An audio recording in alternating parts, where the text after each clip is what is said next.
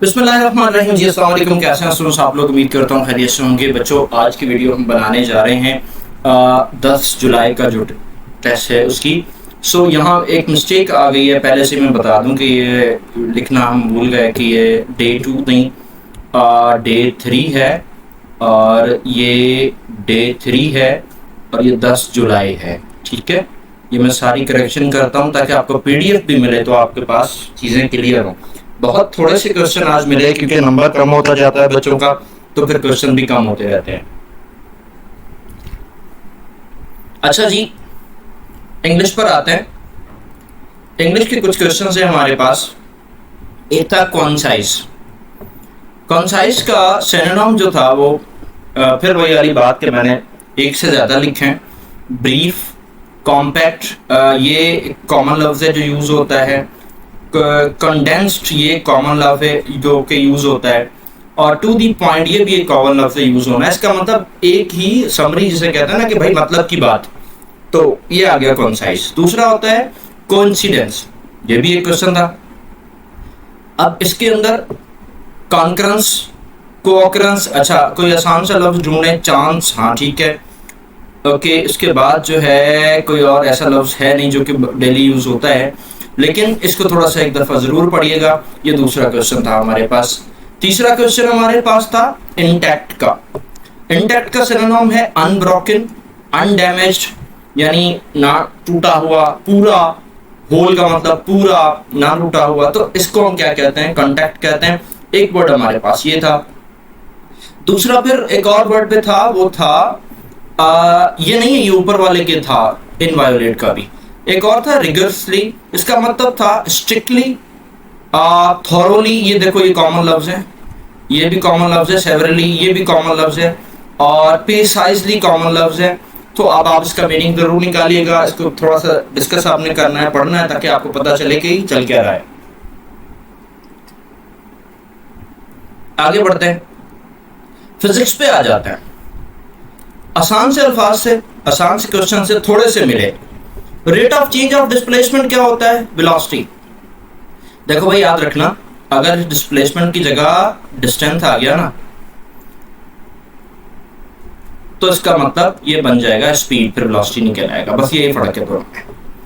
Direction of the acceleration is, अच्छा ये मैंने गलत लिख दिया कि डायरेक्शन नहीं था, डायरेक्शन ही था, लेकिन मैंने डायमेंशन बना दी इसकी। तो अगर तो हो डायमेंशन तो ये ठीक है, अगर है डायरेक्शन तो समझा देता हूं। देखो बेटा, डायरेक्शन जो है दो तरीके से होती है। अगर वेलोसिटी इंक्रीज हो, अगर वेलोसिटी इंक्रीज हो तो एक्सेलरेशन की डायरेक्शन पैरेलल होती है वेलोसिटी के। अगर वेलोसिटी डिक्रीज हो, वेलोसिटी डिक्रीज हो तो एक्सेलरेशन की डायरेक्शन एंटी पैरेलल होती है वेलोसिटी के, जिसे कहते हैं ऑपोजिट होती है।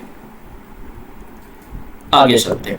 Length is measured in meter, ऐसा ही सिस्टम में लिखेंगे मीटर। टॉर्क क्या है? टर्निंग इफेक्ट ऑफ फोर्स है। X ray travel in straight line, बहुत दफा क्वेश्चन आया यार ये। एक क्वेश्चन ये था कि product of power and time, कल भी ये क्वेश्चन आया था। तो जनाब ये दोबारा समझा देता हूं कि power is equal to work upon time होता है।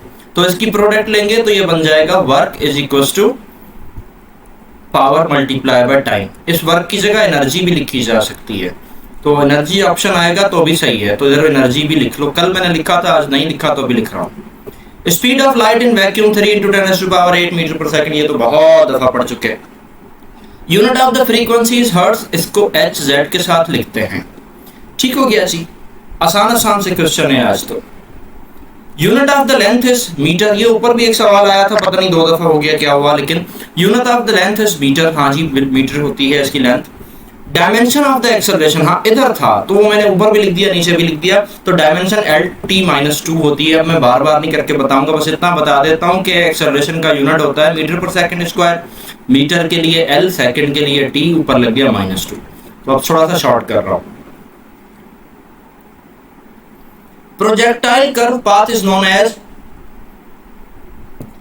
बहुत दफा पढ़ लिया, पैराबोला। ये सवाल, दो नए सवाल आए यार। कौन से? तीन, बल्कि तीनों नए सवाल हैं। एक है डायनामो। डायनामो कन्वर्ट क्या करता है? डायनामो कन्वर्ट करता है mechanical energy into electrical energy. यार ये जनरेटर का एग्जांपल है, ठीक है। तो electrical energy into mechanical energy, ये है इलेक्ट्रिक जनरेटर का एग्जांपल। अब नेक्स्ट क्वेश्चन पे हम चलते हैं। नेक्स्ट क्वेश्चन हमारा ये है कि रेट ऑफ डूइंग वर्क जो है उसे क्या कहते हैं? उसे पावर कहते हैं। ये आसान सा सवाल था, इसका फॉर्मूला मैं यहाँ लिख देता हूँ। Power is equals to work done in a time, ठीक है। तो ये आ गया रेट ऑफ डूइंग वर्क का फॉर्मूला, सही हो गया। अच्छा जी, dimension of the frequency. Dimension of the frequency है जी t-1। कैसे आई बता देता हूँ कि ये आई कि फ्रीक्वेंसी का यूनिट होता है 1/t। तो टाइम का जो यूनिट होता है वो सेकंड होता है, तो इसी से आप निकाल लो। तो सेकंड के लिए 1/t, t ऊपर जाएगा तो ये t-1 हो जाएगा, ठीक है। जनरेटर क्या करता है यार? अब क्वेश्चन नहीं पता क्या था तो मैंने सिंपली लिख दिया कि कन्वर्ट मैकेनिकल एनर्जी को इलेक्ट्रिकल एनर्जी में कन्वर्ट करता है। ये गलत लिखा हुआ है यहाँ पे, ये इधर नहीं आएगा, ये इधर आएगा, ये इसका बेस यूनिट है, सही है, सॉरी। तो जनरेटर कन्वर्ट करता है मैकेनिकल एनर्जी को इलेक्ट्रिकल एनर्जी में, ये इसका काम है, ठीक। तो ये तो थे फिजिक्स के थोड़े से सवाल। अब आ जाते हैं केमिस्ट्री के थोड़े से सवालों पे जो हमें मिले, आज थोड़े से मिले। सो कहता है कि which is not saturated.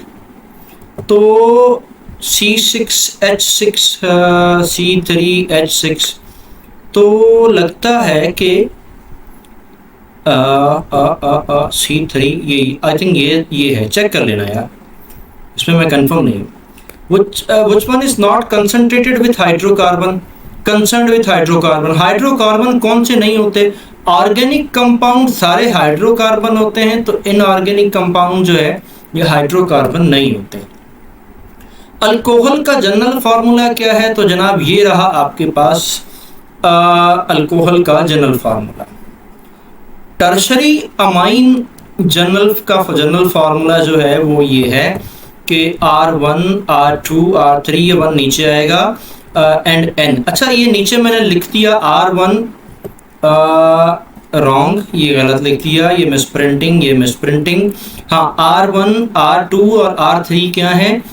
Alkyl और अराइल कहलाते हैं, जो कि अटैच होते हैं नाइट्रोजन के साथ। और N क्या है? N जो है वो नाइट्रोजन एटम है। ये मैंने थोड़ा सा नीचे बना दिया था, तो इसको ध्यान में रख लीजिएगा। केमिकल फार्मूला ऑफ इथेनॉल कल भी आया था, आज भी आया है, ये रहा इथेनॉल का केमिकल फार्मूला। एंजाइम किससे बने होते हैं? मेरा ख्याल से नाइट्रोजन था तो मैंने इसको लगा दिया है, तो नाइट्रोजन से बने होते हैं। अच्छा जी, अब आते हैं मैथमेटिक्स की फॉर्म में। 2 क्वेश्चन हमें मिले, ये सॉल्व कर लेना खुद ही भाई, मुझे नहीं पता। तो a + b⁴n और 3, ये 2 क्वेश्चन हमें मिले थे तो मैंने बस उसमें लिख दिए। बाकी कुछ क्वेश्चन आए लेकिन लग नहीं रहा था कि वो बाकी क्वेश्चन हैं। और दूसरी बात ये थी कि हमें ये भी नहीं था, क्योंकि वो कल वाले ही क्वेश्चन दोबारा बार बार आ रहे थे, तो जो नया मिला मैंने वो लिख दिया है। चलो जी, बायोलॉजी की बात करते हैं। बायोलॉजी में क्या था? बायोलॉजी में था कि एक्सेस MSH जो है, अच्छा ये MSH कोई ट्रम है ना, MS और H ना, ये कोई ट्रम है, ये बायोलॉजी वाले जानते हैं। डिजिट एडिशन ऑफ कशिंग का ये इसका सही ऑप्शन है भाई। एक्सप्लेनेशन खुद ही करना, मुझे नहीं पता, मैंने आंसर्स लिखे। In a human being addition of the blood circulatory system which is an other transport system, तो यहाँ भी इसका सही ऑप्शन ये रहा। Which are homeothermic, okay, birds are the homeothermic. 3 option थे, रिप्टाइल, एम्फीबियंस और बर्ड्स, तो बर्ड्स आर द होम्योथर्मिक, ठीक है। अगर मिस्टेक हो तो मुझे भी बता देना, ठीक है, कमेंट कर दिया करो। वैसे भी तुम लोग बड़ी गलतियां निकालते हो मेरी, लेकिन कर दिया करो, कोई नहीं, खैर है। Basic unit which support the baby plant, okay, basic unit जो कि बेबी प्लांट को सपोर्ट करता है वो जाइलम कहलाता है। तो जनाब ये तो था आज का टेस्ट जो कि सॉल्व हो गया। इतने ही क्वेश्चन आज हमें मिले तो मैंने आपको सॉल्व करा दिए। दुआओं में याद रखिएगा, कोई कमेंट हो तो ज़रूर कीजिएगा। मेरा ख्याल है आपके 1-2 दिन आखिरी रह गए, सो इंशाल्लाह जब आप जहाँ आपका एडमिशन हो वहाँ ज़रूर बताइएगा, ताकि इंशाल्लाह जो है वो आपका अच्छी जगह पे एडमिशन होगा। थैंक यू सो मच, अल्लाह हाफिज़।